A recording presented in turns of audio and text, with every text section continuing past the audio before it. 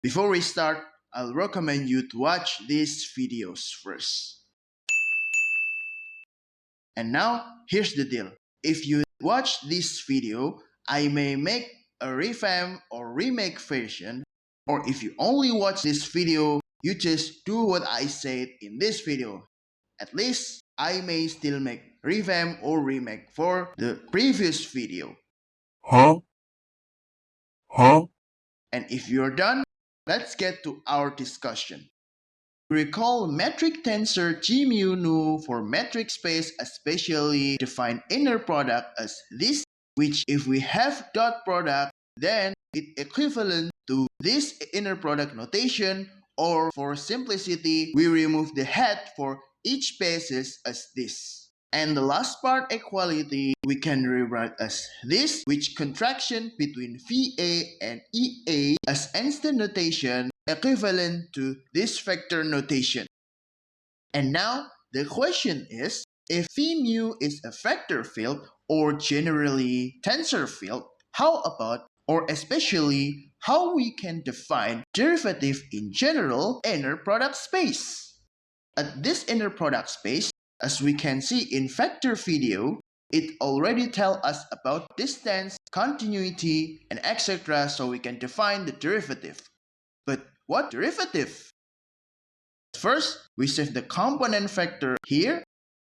And next, we recall that partial derivative operator as this, which x mu here is a component of position or coordinate that explain partial differentiation in that space. So for simplicity, I will rewrite the notation as dou mu here, that this partial differentiation transform as covariant component. But the problem is, did this differentiation true? Unfortunately, this is not necessarily true for general, especially metric space with inner product as this. So then, how we can solve this problem? First, we back to inner product here that is equals to this, which by property of metric tensor contraction as this, or here we only obtain the component, not the basis. And the component here we know is in real number or complex number as field in mathematics. Next, because this is vector field component, we can take the differentiation, let's say with dou nu here, which by product rule, we get the left hand side here in yellow, and the first term, we will maintain this form in the future.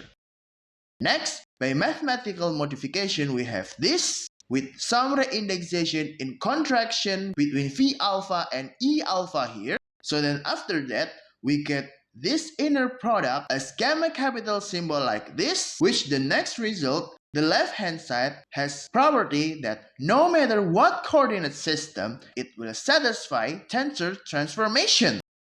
So then, in the beginning of our work, this derivation can satisfy no matter the coordinate system we choose.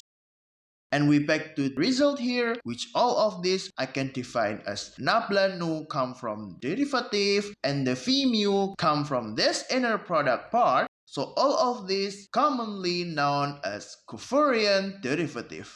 The covariant because of the index of derivative which has some special property that regular differentiation have not. The different property I mean is the second term here, gamma capital symbol commonly known as connection.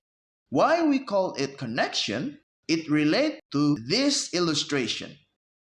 Suppose we define a space that in higher dimension, we see the space as this membrane-like that is of course curved. If we only take the derivative of vector field, we get only pure change. That change may be go out to the space. So by gamma capital, we fix this outgoing direction, so the rate of change of vector field that defined by covariant derivative always in, we commonly say it as tangent space. So the rate of change vector result or tensor result not going out. So here, nabla mu is for metric space that analogous to nabla operator for Euclidean space, or we familiar as locally flat space, and for nabla mu here for the curved space for at least metric space with inner product. And some footnote here, if we take this dot product, we get this.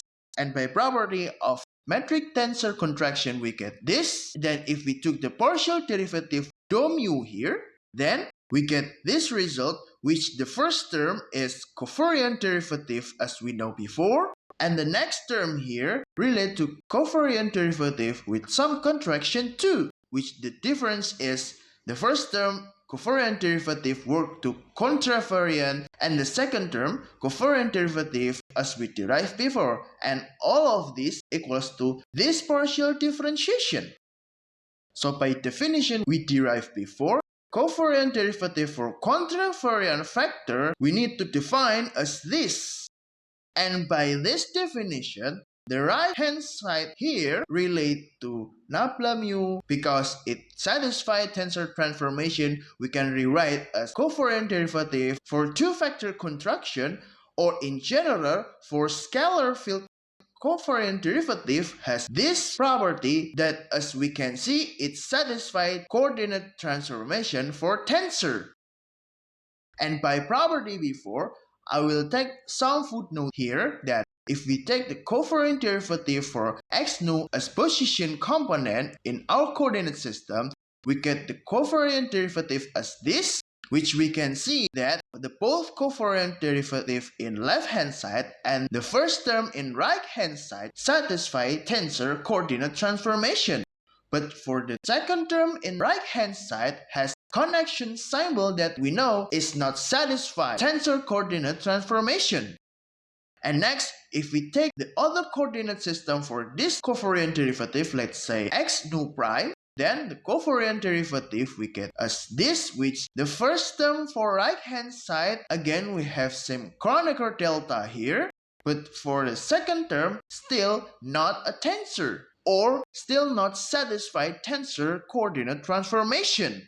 Because in chain rule for partial differentiation that it make analog transformation to tensor transformation, it will satisfy this equation, for example in orthogonal transformation. So by this consideration, the second term here is equals to 0. This 0 to make the equation consistent in tensor coordinate transformation.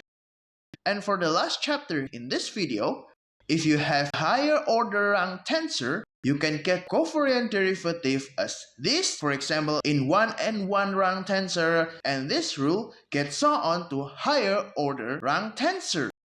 And the conclusion here, this covariant derivative is differentiation for general metric space, at least with inner product. So you can see in our discussion before, this connection is not a tensor in general. So that's why this connection symbol gives us fixing to partial differentiation to make the differentiation for general metric space with inner product satisfy tensor coordinate transformation. And that's the introduction to covariant derivative, which is differentiation in general metric space with inner product. I hope you enjoy this video. If you like this video, don't forget to share and subscribe. If you have any questions, please drop comment below. And that's it. See you later.